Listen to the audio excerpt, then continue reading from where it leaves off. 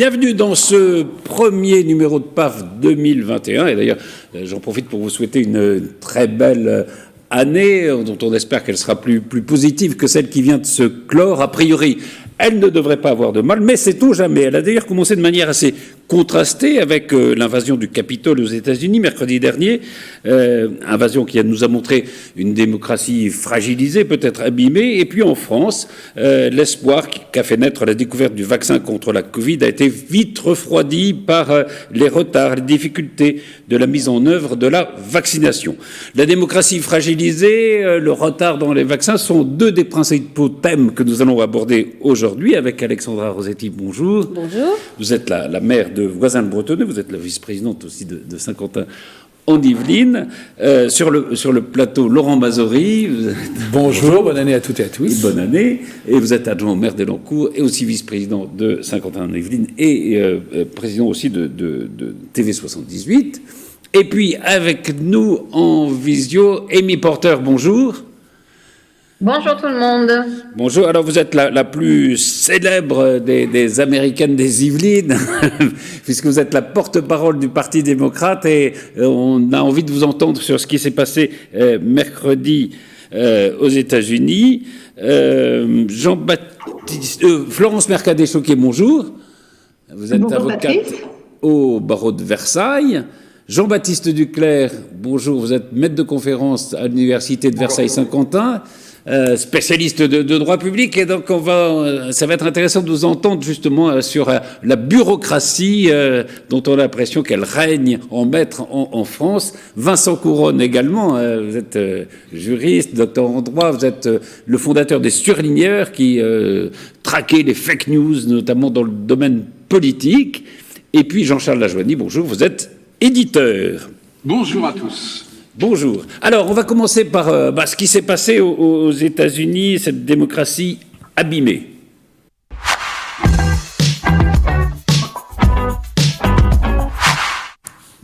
Alors, la journée de mercredi avait commencé avec une bonne nouvelle pour les démocrates, c'est-à-dire l'élection en Géorgie de 2 sénateurs qui permet au Parti démocrate et à Joe Biden d'avoir la majorité au Sénat. En tout cas, il y aura 50 sénateurs de chaque côté, mais comme la vice-présidente aura une voix prépondérante, il aura donc la majorité. Et puis, il y a eu cette invasion du Capitole. Vous avez regardé à la télévision ce qui s'est passé, ça vous a quoi? Sidéré, étonné, choqué? Alexandra? Oui, ça m'a choqué. Enfin, oui, absolument. Moi, j'étais extrêmement étonnée de la facilité apparente, en tout cas, avec laquelle ils sont rentrés dans ce c'est un lieu quand même sacro-saint de la démocratie. Oui, puis même, bon, il y a quand même eu 4 morts, hein, c'est pas rien, 5, mais ou 5, voilà. Bon, donc c'est absolument. Moi, j'étais atterrée, effectivement, atterrée. C'est assez atterrant. Moi, j'ai été évidemment, comme tous les Français et comme Alexandra ici, choqué. En même temps, je me dis également que ça nous renvoie notre propre image et que ce risque existe aujourd'hui potentiellement en France. Ça va être intéressant on va commencer par ce qui s'est passé aux États-Unis, mais ça va être intéressant de savoir si ça pourrait se produire en Europe, en France notamment. Amy Porter. Bon, c'était une cérémonie a priori formelle, hein, où on annonçait les résultats du scrutin, donc l'élection de Joe Biden. Trump avait depuis longtemps dit que ça ne se passerait pas comme ça. Il a exhorté d'ailleurs dans un discours ses partisans à venir jusqu'au Capitole. Est-ce que vous pensez que c'est lui qui porte la responsabilité de ce qui s'est passé ? Bien sûr, il porte une grande part de responsabilité. Il n'est pas le seul. Il y a eu pas mal d'autres législateurs qui, dans son sillon, qui l'ont renforcé et surtout qui ont continué à mentir, même 2 mois après cette élection, qui a été qualifiée par l'administration Trump elle-même d'élection la plus réglo de notre histoire. Donc, ils ont continué à mentir pendant 2 mois en disant il y avait de la fraude, on m'a volé l'élection, et c'est ça qui a incité tous ces gens qui croient vraiment à ce mensonge. Et après, il les a incités à l'insurrection.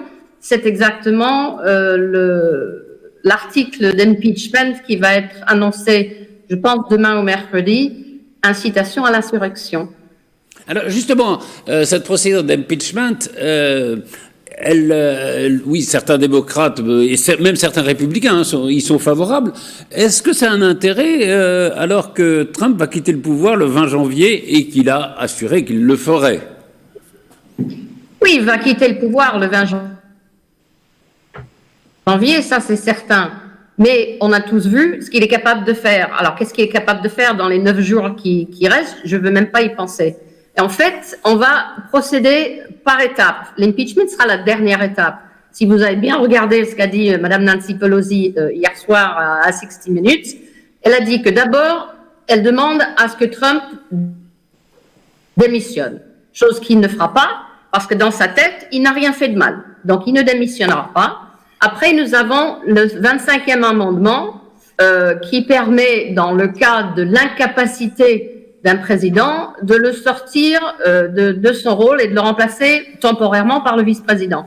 Ça, c'est le vice-président Mike Pence qui doit invoquer ce 25e amendement. Il a déjà dit qu'il ne le fera pas, en dépit du fait que cette émeute au Capitole mercredi appelait à ce qu'il soit pendu, le vice-président. Donc, très bien. Si il n'y a pas d'émission, s'il n'y a pas 25e amendement, après, la Chambre des représentants votera les articles d'impeachment, qui est un peu comme une inculpation. Après, ça passe au Sénat, où aura lieu le procès, à proprement dit. Et beaucoup de gens commencent à dire c'est peut-être pas une si bonne idée que ça, parce que une fois que les articles d'impeachment sont transmis au Sénat, le Sénat doit arrêter tout ce qu'il fait et ne faire que ça, ne s'occuper que de ça. Alors, si la présidence de Joe Biden démarre avec un impeachment, on se dit c'est peut-être pas ce qu'il y a de mieux. Il a d'autres chats à fouetter, il a beaucoup de choses à mettre en place avec son nouveau programme. Donc, votons les articles d'impeachment, mais on les envoie pas tout de suite au Sénat. On va les garder, comme ça, dans l'histoire, ça sera noté que Trump est le seul président à avoir été destitué, enfin avoir impeached 2 fois pendant un seul mandat, en sachant qu'on pourra attendre les 100 premiers jours de Biden avant de transmettre au tribunal. Et oui, les experts juridiques que moi j'ai consultés m'indiquent qu'on peut tout à fait tenir le procès pour impeachment d'un président qui est déjà sorti du mandat. Mais alors, est-ce que c'est pas... Parce qu'il y a beaucoup de républicains, de partisans de Trump, qui disent, au fond, cette procédure d'impeachment, c'est une façon, justement, de ruiner la carrière de Trump, de quelqu'un qui a quand même... pour lequel, 76 millions d'Américains ont quand même voté. Après ce qui s'est passé mercredi, personnellement, je ne vois pas comment une seule personne qui soit républicain ou démocrate puisse désirer que ce personnage monte à nouveau dans une position de responsabilité. La procédure d'impeachment lui-même ne donne pas d'inéligibilité à Trump, mais permet un vote dans une autre résolution pour l'empêcher de se représenter à quelques mandats que ce soit. Je ne sais pas si en France on mesure la gravité de ce qui s'est passé mercredi. Quand vous parlez avec des Américains, ils se disent, j'ai l'impression que c'est encore le 9 septembre, que c'est quelque chose qui a vraiment frappé au cœur de notre, comme Joe Biden lui-même a dit, qui a frappé le citadelle de la démocratie. Les gens sont traumatisés et ils veulent qu'il y ait, je ne dirais pas punition, mais que quelqu'un soit tenu de responsable. On ne peut pas juste passer en disant, bon, il sera parti dans 10 jours, on ne va rien faire. Ils ont déjà fait ça avec l'impeachment il y a 1 an, en disant, vous avez vu, il a compris la leçon et il ne fera rien de mal. Et regardons, nous en sommes maintenant. Donc, même si c'est symbolique, les démocrates ont cette idée, cette notion, ce sentiment qu'il faille vraiment que quelqu'un soit tenu pour responsable de ce qui s'est passé. C'est une tragédie et c'est un assaut à la démocratie américaine. Ces gens-là voulaient empêcher les résultats d'une élection dûment tenue à être mise en place. Ça veut dire quand vous dites personne ne veut le revoir au pouvoir, là c'est quand même la représentante du Parti démocrate, me semble-t-il, qui s'exprime, parce que je ne suis pas sûr que personne aux États-Unis ne soutienne Trump. Vous voulez réagir donc sur ce que dit Amy Porter ?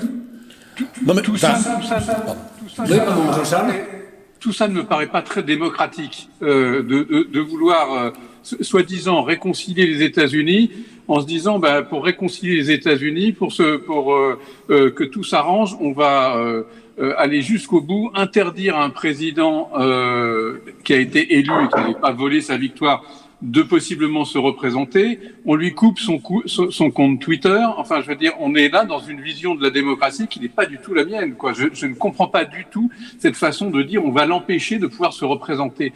Je veux dire, que vous lui fassiez un procès, certes, si vous pensez qu'il y a de quoi faire un procès, qu'il soit jugé, mais pas de vote qui interdirait à quelqu'un de se présenter. C'est quand même quelqu'un qui, plus de près de 80 millions d'électeurs ont voté pour lui. Et ça me paraît totalement aberrant et vraiment d'une vision de la démocratie pour le moins curieuse et à géométrie variable. Alexandra Rossetti, il y a quelqu'un d'autre qui a demandé la parole, mais juste pour dire que je pense que ça va venir alimenter sa martyrologie. Je pense que c'est très bon pour lui parce que ça en fait un martyr. Voilà, je pense que c'est ce qu'il cherche après je suis pas une spécialiste, mais voilà. De manière générique, de toute façon, une grande partie des dictateurs viennent au pouvoir aussi par le résultat démocratique. Et il est toujours compliqué de pouvoir penser que l'Allemagne en 1933. L'Allemagne, je pense à l'Algérie avec la venue au pouvoir des extrémistes. Mais pour autant, ça ne doit pas légitimer une forme d'intelligentsia supérieure qui viendrait effectivement employer différentes solutions pour dire qui peut se présenter à une élection, qui ne peut pas, et qui, en gros, quand il est élu par le peuple, néanmoins n'est pas habilité à le représenter. 79 millions d'Américains, je veux dire, c'est loin d'être peu. C'est certainement pas cette bande d'abrutis qui ont été prendre d'assaut, parce que c'est leur mot, et c'est comme ça qu'il faut les caractériser. D'ailleurs, ce sont des meurtriers, même aujourd'hui, prendre d'assaut le Capitole. Mais néanmoins, ils restent quand même détenteurs d'un élan qui était pas loin d'être majoritaire. Ouais. Et 2 fois de suite. Alors, après que le résultat de la démarche arrive à une inéligibilité par une décision qui, de fait, sera démocratique parce qu'elle sera prise dans le respect du droit, c'est une chose, mais que ce ne soit pas un objectif en tant que tel. Ce qui pose problème, c'est de dire on va lancer cette opération-là pour arriver à son inéligibilité. Oui. Non, s'il le devient parce qu'il est jugé, ça sera effectivement démocratique. Mais ça ne peut pas être un objectif. Et là, je rejoins effectivement et Alexandra et Jean-Charles. Ça ne peut pas être un objectif pris comme tel. Ou alors, ça veut dire que la démocratie ne se fait plus dans les urnes, elle se fait dans les tribunaux. On l'a connu récemment en France. C'est un des problèmes. C'est un vrai. Et qui, à ce moment-là, peut considérer qu'il représente en tant que tel lui-même, tout seul, la totalité des électeurs américains? Personne. Et les pères fondateurs n'auraient pas voulu. D'ailleurs, on pourrait parler, peut-être que notre collègue démocrate pourrait nous dire pourquoi les pères fondateurs ont voulu un Sénat à parité ou potentiellement en chiffre pair qui nous arrive à cette situation aussi aberrante, bien souvent du 50-50, tranché par le vice-président. Enfin, bon, je connais un peu le sujet, on pourra en parler, mais c'est quand même également un point problématique qui, quelque part, attise aussi le fait qu'un certain nombre de gens considèrent que le vote leur est volé, qu'ils n'ont pas un suffrage déjà qui est indirect, mais qui en plus arrivent dans des situations parfois de blocage. Avec 2 sénateurs par État, quelle que soit l'importance et le poids la démographie de l'État. Exactement, c'est un vrai sujet. Jean-Baptiste Duclercq, sur ces événements, évidemment, ça pose un problème. Les États-Unis, on dit que c'est la plus grande démocratie moderne du monde. Est-ce que ça ne montre pas, au fond, de la faiblesse, peut-être, de nos démocraties? On a l'impression que les démocraties sont inattaquables, et au fond, elles ne le sont peut-être pas autant que ça. Oui, alors... déjà, la plus grande démocratie, en parlant des États-Unis, par la taille, peut-être pas par le modèle politique. Moi, j'ai plutôt une admiration sans borne pour le modèle britannique, que je trouve le modèle démocratique le plus abouti, si je puis dire, à l'inverse du modèle américain. Alors oui, effectivement, c'est un danger évident pour la démocratie de voir le Parlement pris d'assaut par... quelques énergumènes du type d'Elic Roquette et autres personnes. C'est un danger certain, encore que ce danger paraît mis en perspective avec la manière dont justement les services ont été mis en place assez mineur, parce que ce qu'on peut d'abord critiquer, et ça a été indiqué tout à l'heure, c'est que les services de police n'étaient pas en nombre suffisant pour contrer cette menace, alors même que, comme on l'imagine, les services de renseignement étaient, je pense, suffisamment au clair sur la question pour savoir qu'un tel mouvement pouvait arriver. Alors cela tient probablement aussi à la difficulté qu'il y a entre les services de police du Capitole, du Congrès, le FBI, et tout ça est évidemment probablement à revoir. Alors après, quand on parle d'atteinte à la démocratie, je crois qu'il faut il ne faut pas non plus être dans l'outrance et dans l'exagération parce que ces personnes qui ont envahi le Capitole sont absolument convaincues dans leur démarche, non pas de vouloir substituer la démocratie par un régime autoritaire ou totalitaire, mais de vouloir rétablir la démocratie parce que, selon eux, c'est le résultat justement de l'élection qui n'a pas été correct, qui n'a pas été conforme à la réalité. Il y a donc une critique en fait des résultats électoraux, alors qui n'est pas fondée, si on a foi dans la décision qui a été prise par la Cour suprême et par l'ensemble des magistrats. Mais ce qu'il faut quand même comprendre, c'est que ces gens-là sont convaincus, probablement parce que manipulés, parce que, notamment par les réseaux sociaux, par cette espèce d'hystérie qui s'y joue, mais ces gens-là sont convaincus que c'est la démocratie qui est attaquée, c'est la raison pour laquelle ils souhaitaient justement intervenir pour la rétablir. C'est quand même important de le signaler parce que voilà, on n'est pas dans une logique complètement non plus de guérilla qui voudrait faire que on rétablisse à la façon d'octobre 17 une espèce de dictature de je ne sais quel prolétariat américain. Ça, c'est très important à comprendre. Oui. C'est vrai, mais est-ce que, au fond, le danger que courent nos démocraties, les démocraties les plus anciennes, c'est pas le coup d'État par un dictateur, je crois que ça, personne n'y croit trop, mais c'est peut-être la perte de nos valeurs démocratiques, une sorte de déliquescence, quoi, presque invisible, mais qui se joue à chaque moment. C'est le résultat. Pardon. Oui, allez-y, alors, Jean-Baptiste. Est-ce qu'il n'a pas été un petit peu gênant aussi que tous les médias, un peu comme le fait Amy d'ailleurs, nous disent l'élection n'a eu aucun souci, c'est la meilleure élection de tous les temps. C'est-à-dire que depuis la nuit des temps, à chaque élection d'un président américain, il y a effectivement des endroits où ça se passe pas si bien que ça, et c'est à peu près normal. Et là, comme par hasard, tout d'un coup, tout le monde avait tellement envie que Trump soit battu qu'on a balayé toutes les objections. On s'est dit, mais non, de toute façon, il n'y a même pas une voix qui a été mal comptée, etc. Donc, il y a aussi eu un sentiment, sûrement de la part de certains électeurs républicains qui se sont dit, mais on est vraiment en train de nous prendre pour des abrutis, quoi. Comment penser que pas un seul bulletin n'a été mal compté? C'est une opération absolument magique. C'est le Saint-Esprit qui est descendu sur cette élection. Et donc ça, les médias sont extrêmement responsables d'avoir tellement enjolivé, d'avoir tellement été dans le camp anti-Trump, d'avoir pendant des mois dit qu'il serait battu, que ce serait ridicule. Après, ils ont dit mais non, mais il n'y a pas la moindre faute. Il y a quand même une absence de prise en compte de la réalité qui a pu aussi, ça ne l'excuse pas, mais qui peut quand même expliquer que certains républicains et certains trumpistes, parce qu'il ne faut pas confondre trumpistes et républicains, je pense, se soient sentis un petit peu floués par cette opération. Oui. Florence Mercadet. Oui, alors moi, je ne peux pas laisser ça. Je suis désolée. Il y a eu 63 procès entre le 3 novembre et aujourd'hui. 63 fois, l'équipe Trump est allée au tribunal. Ils ont eu zéro preuve de fraude. Je ne vous dis pas qu'il n'y avait pas un bulletin ou deux qui a causé problème. Et d'ailleurs, on a trouvé 2 personnes en Pennsylvanie qui ont tenté de voter pour Trump pour leur maman qui était décédée. Donc, il y a eu quelques erreurs. Ce que je vous dis, c'est qu'il n'y a pas eu fraude massive.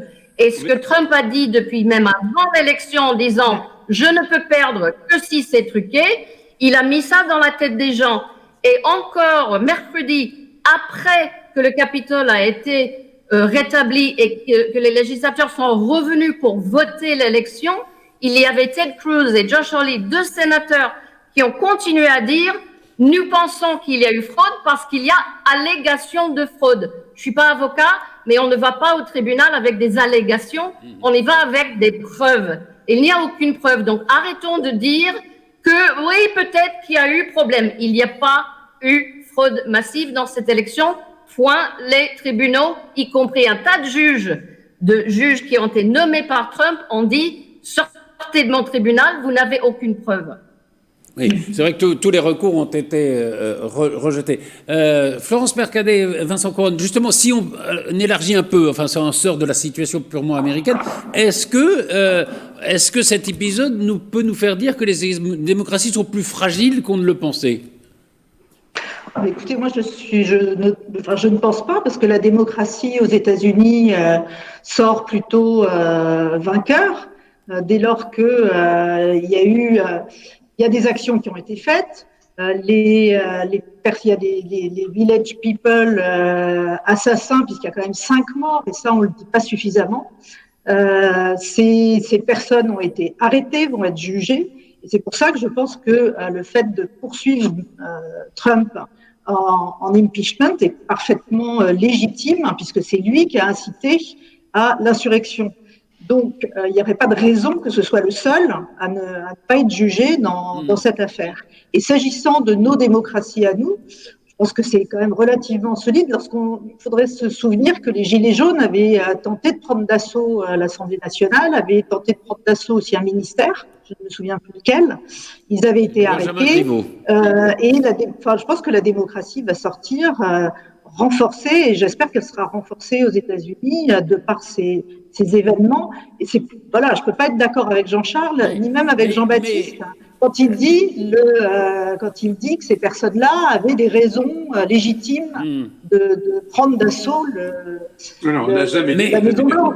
Je n'ai jamais dit qu'il y avait la moindre raison légitime d'intervenir. Attendez, on va dépasser le cas des États-Unis. Excusez-moi, Vincent Couronne, justement, il y a quand même deux faits. Non, simplement parce que c'est vraiment, je ne peux pas laisser dire ça. Je n'ai absolument pas parlé de raison légitime. J'ai expliqué l'état d'esprit dans lequel se plaçaient les personnes qui ont envahi le Capitole. Et selon eux, ils considèrent que les résultats sont faussés. Je ne dis pas qu'ils ont raison, je pense qu'ils ont tort. Et c'est simplement pour expliquer qu'on ne voulait pas faire une tentative de coup d'État, mais que simplement on voulait rétablir un régime démocratique à partir de considérations qui sont fausses par rapport aux résultats électoraux. C'est pas du tout la même chose. Oui, mais c'était franchement un coup d'État qu'il voulait. Alors, j'ai peut-être mal compris ce que vous avez dit. Oui, non, il expliquait la raison des gens qui ont envahi le Capitole. Vincent Couronne, il y a quand même deux choses assez importantes, et je voudrais qu'on parle un peu de la France, parce que ça peut venir ici. C'est d'abord ce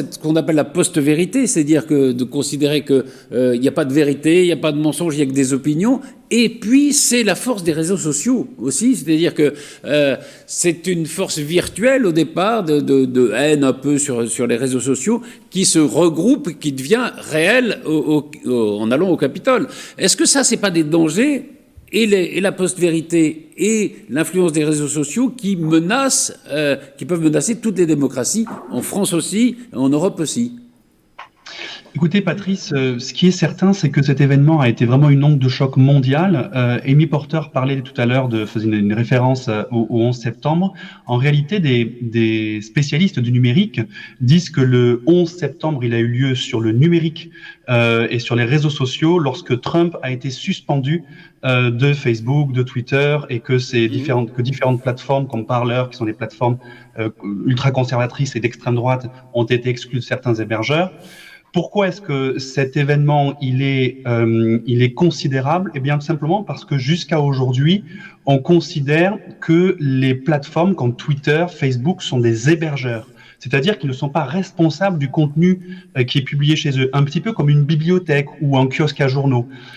Sauf que à partir du moment où ces plateformes commencent à modérer les contenus, à exclure certaines personnes, notamment des personnalités politiques, eh bien, ils peuvent être considérés de plus en plus comme des éditeurs, c'est-à-dire qui établissent une vraie ligne éditoriale, font des choix éditoriaux sur les contenus, et par conséquent être responsables de ce qui est publié sur les réseaux sociaux. Le lien avec la post-vérité, il est très clair, tout simplement parce que aux États-Unis, il y a ce qu'on appelle la section 230, qui est une loi en fait qui justement dégage les hébergeurs de toute responsabilité de ce qui est publié sur les réseaux sociaux. Eh bien, il y a actuellement un projet de cette loi pour mieux les responsabiliser, et cette réforme actuellement, elle est sur le bureau va être du coup sur le bureau de Joe Biden. Ça va être un de ses grands chantiers. En Europe, on a, il y a quelques semaines, une proposition de la Commission européenne pour justement responsabiliser ce qu'on appelle la loi sur les services numériques, responsabiliser les réseaux sociaux et toutes ces plateformes sur leur contenu. Donc en fait, ce qui est en train de se passer réellement, c'est que on est en train de lever cette naïveté qu'on avait jusque-là, de considérer que les réseaux sociaux étaient totalement neutres dans la circulation des informations, mais qu'au contraire, en fait, ils ont un réel rôle rôle dans la diffusion des fake news, de la désinformation en général. N'oublions pas que Donald Trump a lui-même déclaré que s'il a été élu, c'était grâce à Twitter. Alexandra Rossetti, est-ce que justement, vous êtes maire de Voisins-le-Breton-2, est-ce que vous avez affaire aux réseaux sociaux? Est-ce qu'il y a beaucoup de réactions sur les réseaux sociaux? Oui. Est-ce que ça change l'exercice de votre fonction? Alors, j'essaie de faire en sorte que ça ne le change pas. Mais c'est vrai qu'on se rend compte que sur les réseaux sociaux, n'importe qui peut balancer n'importe quoi. Enfin, excusez-moi du terme, mais des fois je le ressens comme ça. Et puis, si on veut passer derrière, on pourrait passer ses journées à essayer de répondre. Oui. Voilà. Donc ce qui me gêne moi dans les réseaux sociaux, c'est qu'en fait on peut poster une information qui est fausse. Et donc, si on n'est pas en veille systématique, etc., eh bien, cette information, elle se diffuse. Et donc, ça a été vraiment quelque chose que j'ai vécu déjà pendant les élections, pendant la campagne électorale. Oui. C'était ça joue beaucoup, ouais. Voilà, c'était un super jeu. Mais donc, c'est très délicat. Avec des attaques qui sont oui, fausses. Mais voilà, c'est-à-dire qu'on diffuse une information qui a l'air d'être réelle, et puis après, ça fait boule de neige parce que tout le monde s'en empare. Juste, moi, j'ai lu le livre de Nicole Bacharan sur Le Monde selon Trump, où elle prend tous ses tweets par thématique. C'est absolument étonnant, pour pas dire atterrant aussi d'ailleurs, parce que justement, il balance des informations. Voilà, et puis personne ne peut aller les contredire, les vérifier. Et voilà. Donc ça, c'est tout le danger des réseaux sociaux, parce que les gens peuvent se monter la tête. Ça joue beaucoup. Il a gouverné par Twitter. Voilà. En gros, et donc sur les réseaux sociaux, je pense que c'est Alors les réseaux sociaux, ils ont une vertu, parce que effectivement, ça permet de donner de l'information aux gens, au plus grand nombre, puisque beaucoup de gens s'en emparent. Mais la difficulté, c'est de ne pas pouvoir démentir à chaque fois tout ce qui est raconté. Laurent Mazori, au fond, Trump, c'est la figure ou le symbole du populisme, ce qu'on appelle le populisme. Oui, certainement. Je voulais réagir quand même. Alors, bien entendu, c'est un populiste, et donc par conséquent, encore que dans populiste, c'est-à-dire que des gens qui parlent au nom du peuple, alors que personne ne sait ce qu'est le peuple. Voilà, c'est ça. Et puis en plus, c'est un peuple revisité, évidemment, évidemment retranscrit par rapport à ses propres idées. Non, mais sur la partie qui concerne Trump et l'usage des réseaux sociaux, je crois qu'aujourd'hui, les réseaux sociaux n'ont de sociaux que le nom. Ce ne sont pas des réseaux sociaux. Ce n'est certainement pas un lieu où il faut interagir avec autrui. Et par conséquent, on joue toujours en défense. Quand on joue en défense, on n'est pas bon en communication. On doit jouer en communication descendante. Si on commence, comme le disait Mme Rossetti, à discuter sur les réseaux sociaux et à répondre à tout ce qui s'y trouve. D'abord, c'est l'histoire sans fin. Mais oui, et puis beaucoup d'informations, ils sont fausses. Beaucoup d'informations, évidemment, ne servent qu'à désinformer ou à manipuler. Donc, pour moi, ça reste un vecteur de transmission d'informations, mais certainement pas un lieu où on peut débattre et où on peut argumenter. D'abord parce que ces débats émis à la vindicte populaire sans grand intérêt et sans grande efficacité. C'est le premier point. Et tout cela, pour moi, tourne autour du même sujet que celui de la démocratie, c'est celui de l'éducation. C'est-à-dire qu'il faut apprendre aux enfants, dès le plus jeune âge, à savoir utiliser les réseaux sociaux, à savoir les prendre comme pour ce qu'ils sont et pas pour autre chose. Et de même, pour ce qui concerne la démocratie et ce qu'on a pu voir aux États-Unis, de toujours considérer aussi que être en démocratie, c'est faire un effort individuel, c'est celui de se plier à la majorité. C'est pas celui de l'individu, c'est l'intérêt général qui prime sur l'intérêt individuel. Et par conséquent, comme dans un réseau social, je dois reconnaître quand il y a la victoire d'un opposant, parce que la majorité s'est exprimée. Ce qui est loin d'être facile. Pour l'être humain, qui est certes un animal social, c'est très difficile de se plier à la majorité. Et là, on est dans notre rôle en tant qu'élu de s'assurer que tout ce qui touche à l'éducation des enfants, alors nous on est très dans le concret, on met à disposition des écoles, des bâtiments, mais pour la partie des élus nationaux qui doivent avoir une politique d'éducation forte, le premier rôle ou le deuxième rôle de la démocratie, c'est de savoir apprendre aux enfants à être des républicains. La République, c'est effectivement, j'entends tout le monde, j'ai le droit de m'exprimer, mais à un moment donné, une élection a lieu et c'est compliqué individuellement de se plier au vote majoritaire. Et tout ce que l'on voit aujourd'hui, c'est cela. C'est sur le réseau social, je conteste la décision majoritaire. Aux États-Unis, alors évidemment, je crois dans mon bon droit, mais encore une fois, la façon de contester justement une élection, c'est ce qu'ont fait les républicains, c'est d'aller devant le juge les déboute, à un moment donné, ça s'arrête. Et la France, pour cela, à ce jour en tout cas, est exemplaire. Et je terminerai sur ce point, pour que tout cela fonctionne, il faut évidemment un bras armé de la démocratie, parce qu'à un moment donné, quand on viole les règles, on doit être sanctionné. Ce bras armé, c'est la justice et la police. Et M. Trump relève à ce titre-là de cette procédure-là, comme sur les réseaux sociaux demain. Si demain, n'importe qui vient dire n'importe quoi sur nos élus ou sur n'importe quel autre citoyen, il doit être poursuivi. Et la responsabilité de l'hébergeur, et je rejoins ce qui a été dit, elle est totale. C'est pas parce que... Et d'ailleurs, et je vais faire venir là-dessus aussi, On sent bien que le revirement est très récent de la part du même groupe, Twitter, Facebook. Pourquoi ? Parce que voyant arriver effectivement un président démocrate et sachant que dans les cartons de Joe Biden, il y a la volonté un petit peu aussi de découper une partie de l'actionnariat de ces différents réseaux sociaux, ce qu'a fait la Chine avec des moyens d'ailleurs beaucoup plus directs.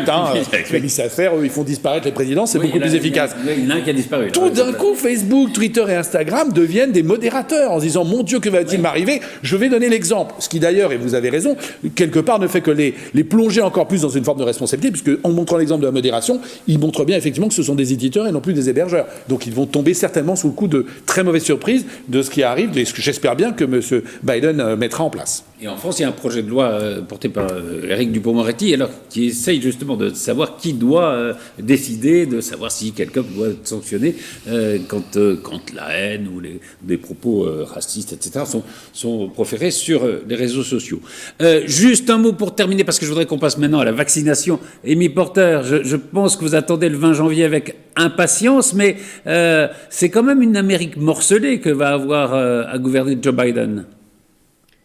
Joe Biden avait déjà du pain sur la planche, s'occuper du Covid, relancer l'économie, relancer les accords sur le climat, s'attaquer à la justice raciale, j'en passe et des meilleurs. Et maintenant, il a juste à rétablir la démocratie. Donc oui, c'est vrai que ça ne va pas lui faciliter la tâche. Mais j'aimerais terminer avec 2 mots. Un sur Twitter. Tout le monde pense que Twitter est un espace public. Twitter est une entreprise privée. Twitter a des règles qu'on ne peut pas mentir et qu'on ne peut pas inciter à la violence sur son réseau. Trump n'a pas suivi les règles, il a été dégagé. Ça n'a rien à voir avec la parole, la liberté de parole, ni le premier amendement. On a fait le parallèle avec après que la loi sur le mariage gay a été adoptée, vous avez des tas de boulangeries qui ont refusé de faire des gâteaux de mariage pour des couples gays en disant « Je suis une entreprise privée, je fais les règles, je fais ce que je veux ». Mais là, dans ce cas-là, Twitter, c'est la boulangerie et Trump, c'est le gâteau. Donc, il ne faut pas qu'il se plaigne maintenant qu'il est écarté de ce réseau-là.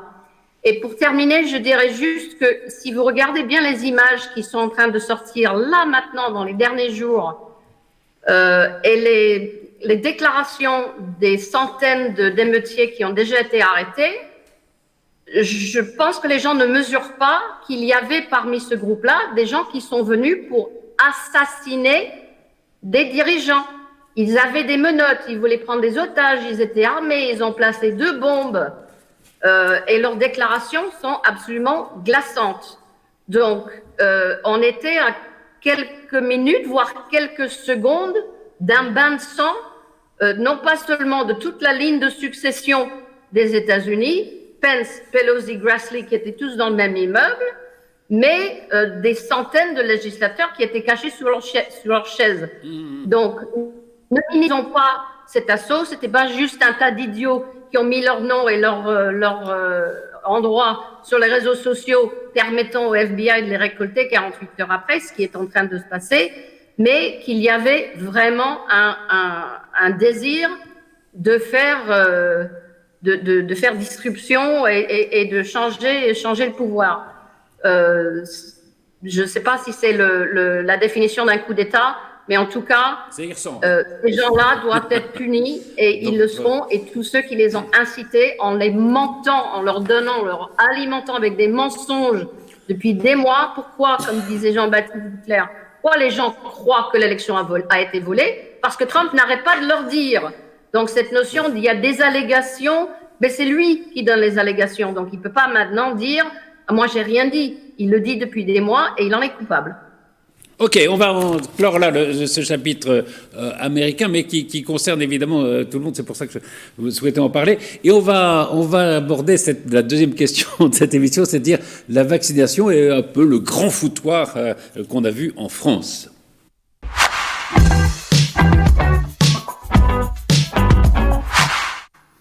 Alors on pourrait citer un certain nombre de médecins. Le professeur Axel Kahn parle d'un désastre, cette vaccination. Le docteur Bourdillon, qui est le fondateur de Santé publique explique que nous souffrons de procédures trop lourdes et trop complexes et d'une communication anxiogène. En tout cas, on a vu que la machine a pris du retard dès le départ. Vous faites partie des 200 maires qui ont signé une sorte de pétition pour montrer que vous désiriez vous faire vacciner.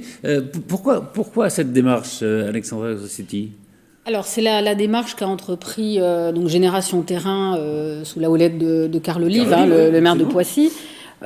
L'idée derrière ça, c'est surtout pas de passer devant tout le monde pour se faire vacciner, évidemment.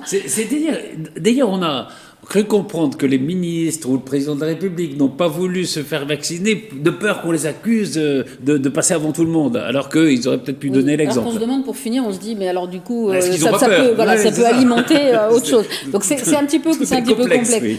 Nous, l'idée, c'est de dire aux gens qui sont sceptiques, qu'il faut y aller. Voilà, c'est plutôt valeur d'exemple parce que les élus de terrain, ils sont là depuis le début. Je pense que la première crise, n'ayons pas peur. La première crise, on était là, on a géré énormément de choses, dont les masques, qui a quand même été un épisode assez remarquable.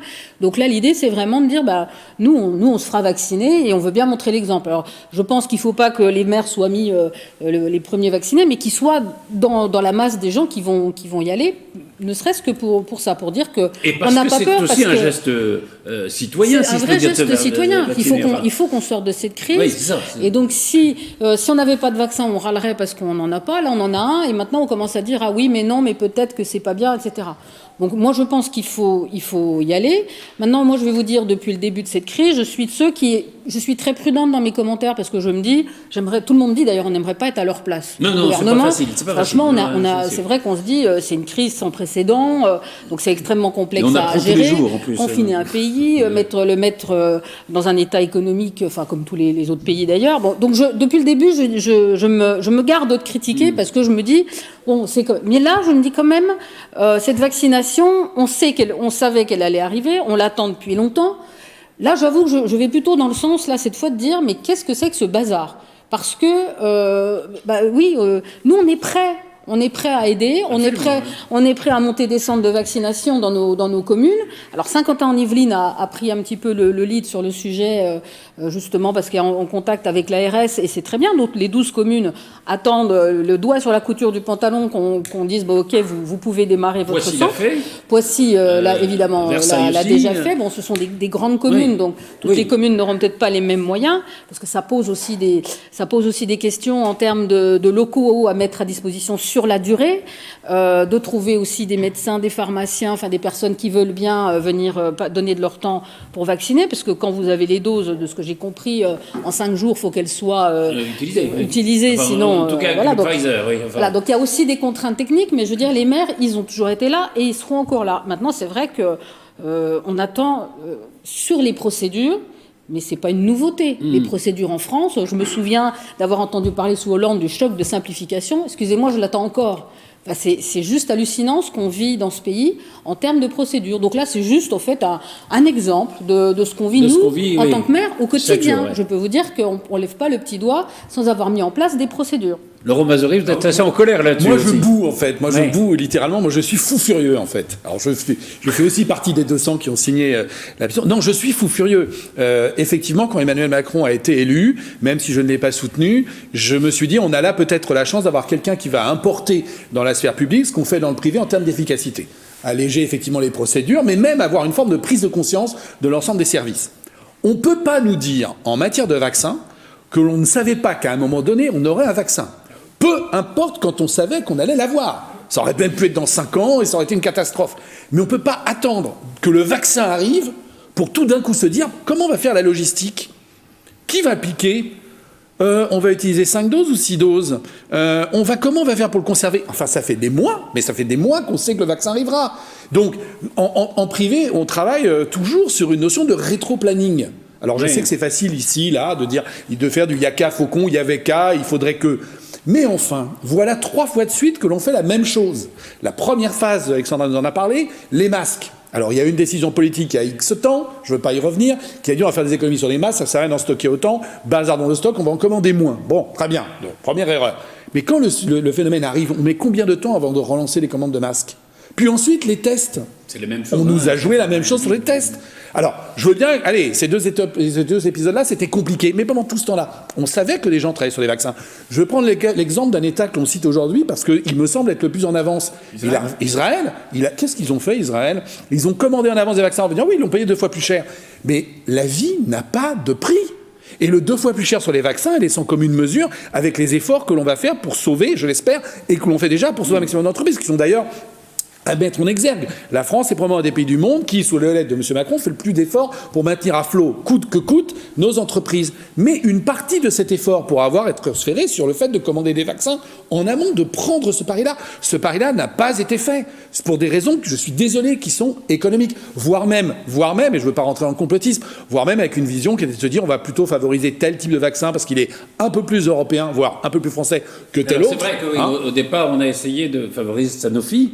Oui, je ne voulais pas donner le nom. Mais sinon, on peut le donner. Vous avez raison. Qui a une technique classique de vaccin, c'est-à-dire qu'on a introduit une part de virus qui n'est pas l'ARN messager de Pfizer. Absolument. Ou de Moderna. Alors moi, je suis le fou furieux de cette réunion, je l'ai terminé sur ce point-là. Et ensuite, la partie vaccinée concrètement au jour le jour. Qu'est-ce que je vois en Israël? Une multiplication des centres. Vous savez même que vous avez des chiffres. Le 4 janvier dernier, il y avait 1,2 million vaccinés en Israël et 2 000 en France.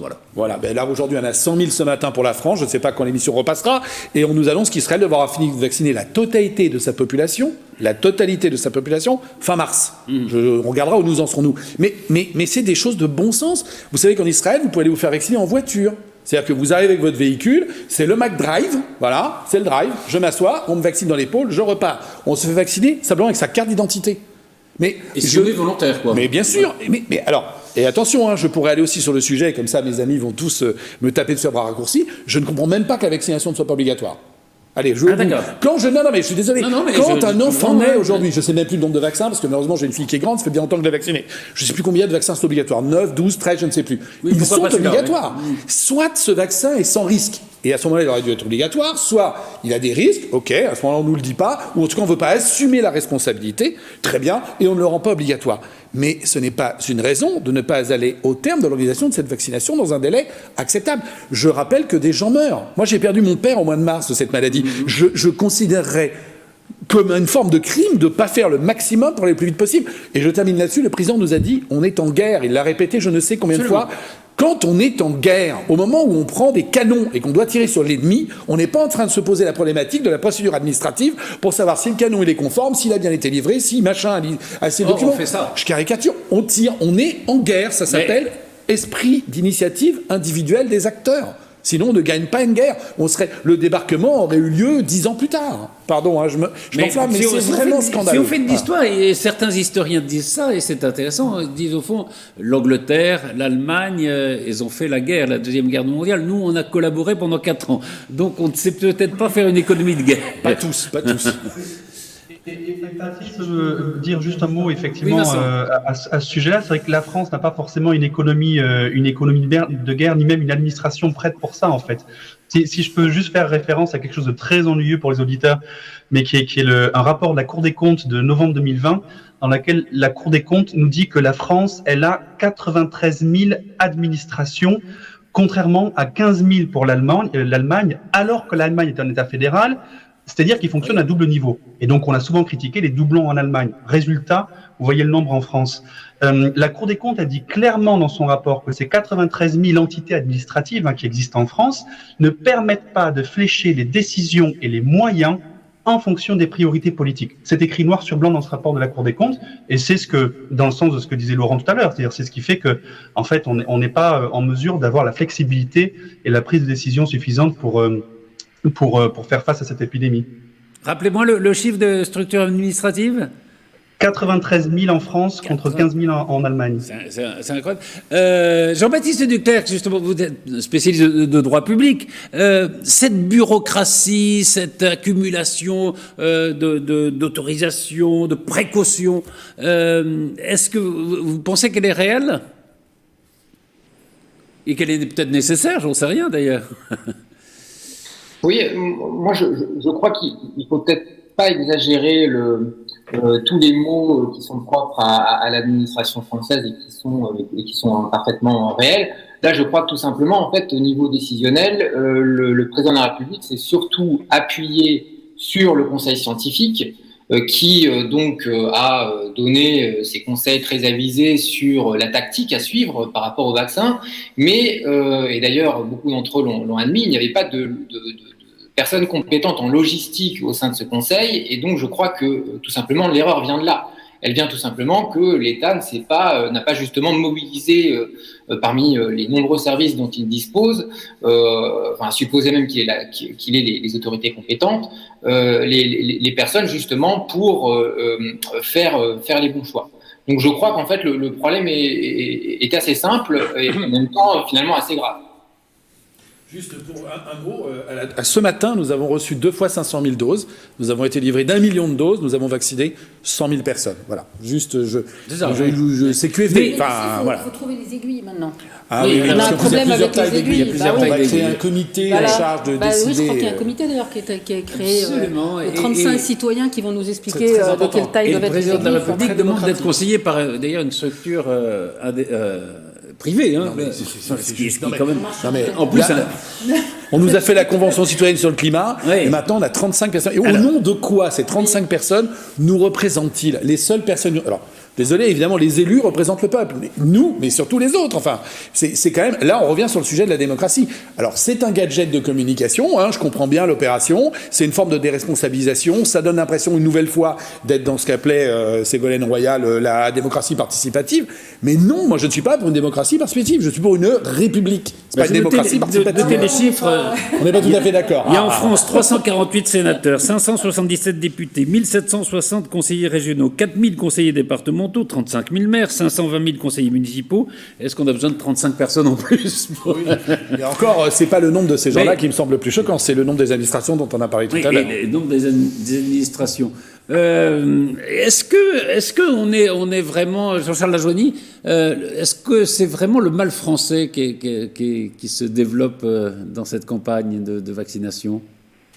Oui. Je crois qu'on est vraiment à la quintessence de l'absurdité. C'est-à-dire que le discours du gouvernement est absolument incompréhensible et totalement incohérent. Par exemple, juste un exemple, ce vaccin, on a tous les pharmaciens qui vaccinent à tour de bras, qui vaccinaient l'année dernière à tour de bras contre la grippe. Ils savent planter une seringue dans un bras et il n'y a pas de problème. Et là, on le dit, non, les pharmaciens ne peuvent pas le faire parce qu'il faut absolument un médecin à chaque fois qu'on vaccine quelqu'un. C'est-à-dire que pour rendre les gens anxieux, il n'y a pas mieux. C'est-à-dire que le vaccin est soi-disant parfait, machin, mais il faut un médecin pour surveiller qu'il n'y aurait pas quelque chose. Mais on est juste dans le n'importe quoi. Comme le disait Laurent, soit le vaccin est bon et on vaccine, soit il n'est pas bon et on fait attention. Mais on arrête de faire ça. Les possibilités de vaccin, de vaccination, elles sont énormes. Les pharmaciens ne demandent qu'une chose, c'est de s'y coller, et non, on leur interdit de le faire. Donc, voilà. Dans tous les autres pays, ça se passe bien. En France, ça se passe mal. Mais pourquoi? Parce que systématiquement, il y a cette trouille des politiques. Alors, peut-être que les deux élus ici présents pourront nous en parler. Mais il y a visiblement cette crainte pénale à chaque fois qu'il y a une décision qui est prise, qui est de dire, oula, attention, si on fait ça, on va nous faire des procès, on va nous traîner en justice, etc. C'est absolument terrible. Et ça, c'est absolument monstrueux comme idée. Alors, il faut arrêter avec ça. Et puis, en plus, là où moi j'en veux terriblement à Macron, mais ça dépasse le simple truc des vaccinations. Et moi, à l'inverse de Laurent, j'ai voté Macron et je ne le regrettais pas jusqu'à il y a peu. Mais franchement, je veux dire, gouverner, à un moment, on peut dire que c'est prendre des décisions impopulaires. Lui ne prend pas les décisions et il va finir impopulaire. Alors franchement, on se dit, mais quel gâchis! Quel gâchis! C'est-à-dire qu'il n'y a pas de courage politique. Et puis on a Castex, alors là, qui a pas animer un théâtre une fois par semaine avec son masque, je retire mon masque, etc. On est juste là dans l'absurdité gouvernementale et permanente.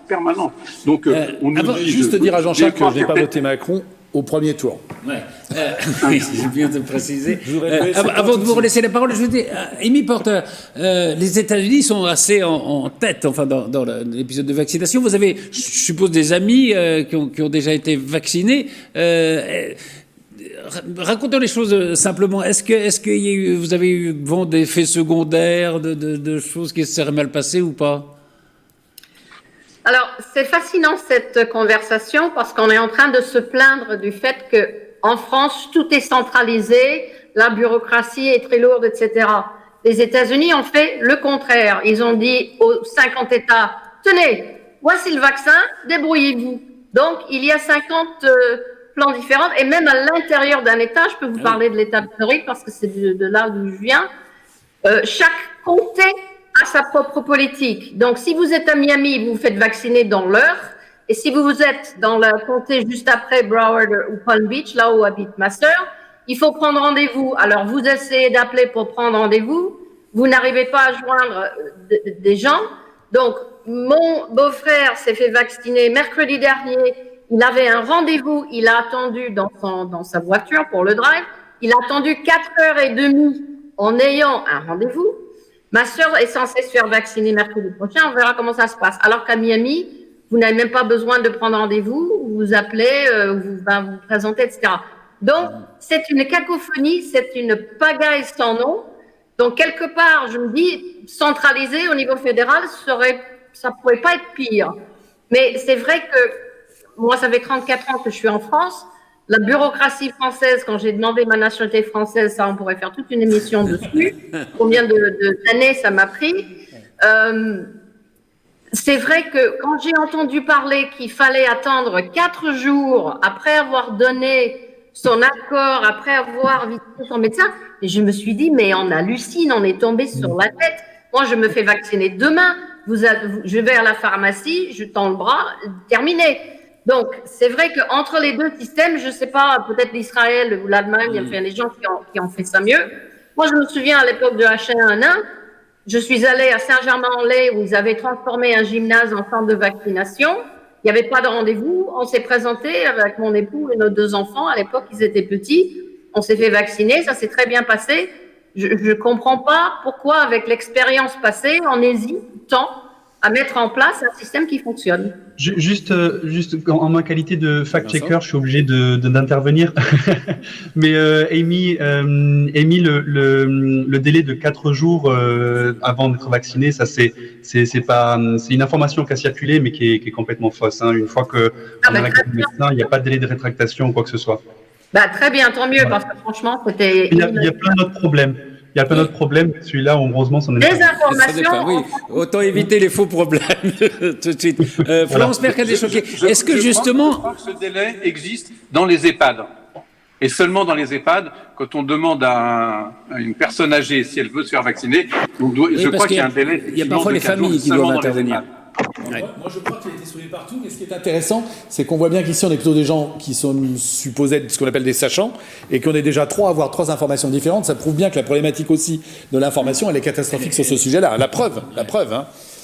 Florence Mercadé-Choquet, est-ce que au fond, cette centralisation française, c'est pas ça le problème?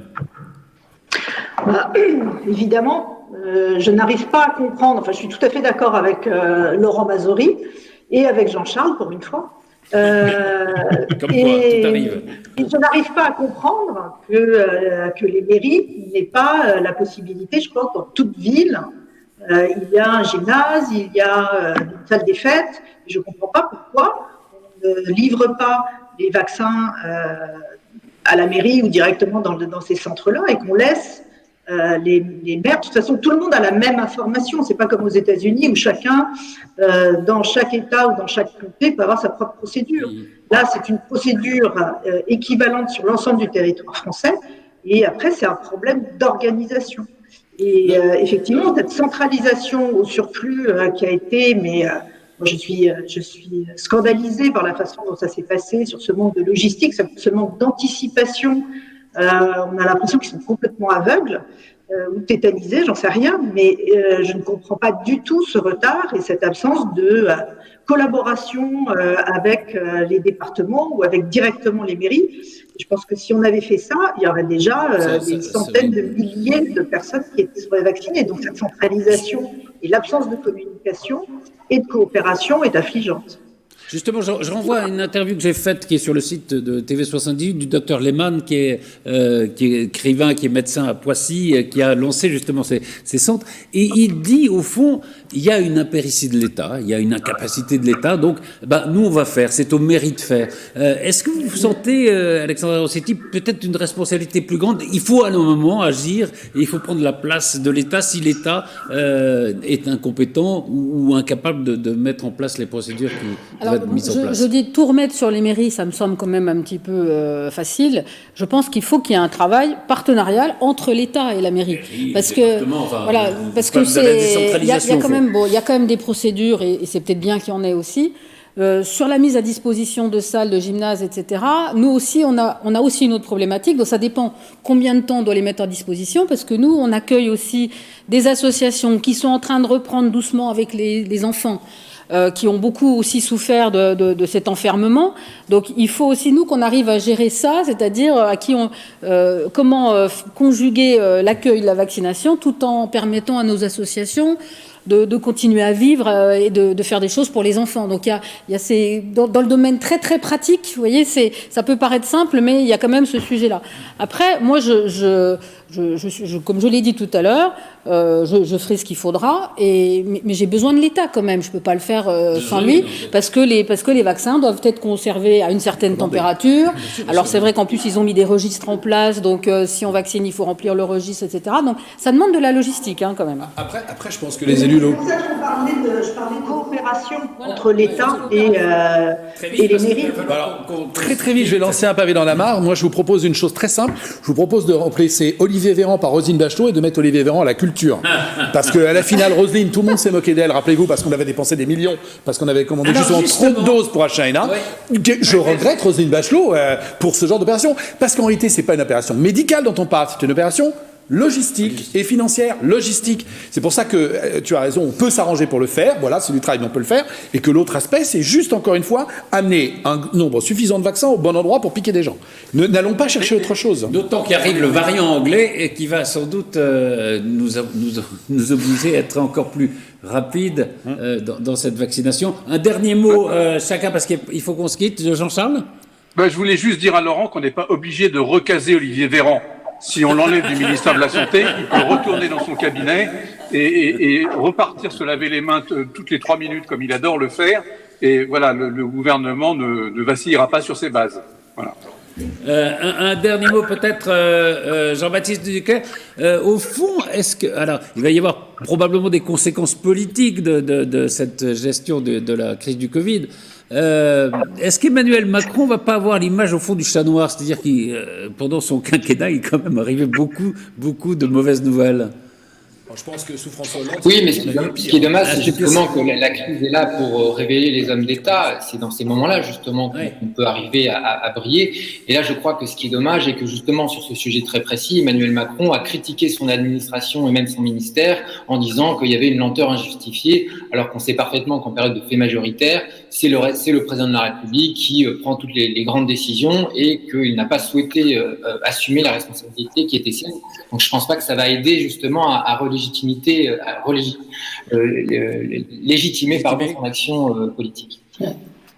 Voilà, vous voyez, mes porteurs, il n'y a pas qu'aux États-Unis que le problème de la démocratie se pose. Merci à tous, merci Alexandra Rossetti, merci Laurent Mazori, merci Florence Mercadé-Choquet, Amy Porter, Jean-Baptiste Duclercq, Vincent Couronne et Jean-Charles Lajoigny, et à la semaine prochaine pour un nouveau numéro de PAF.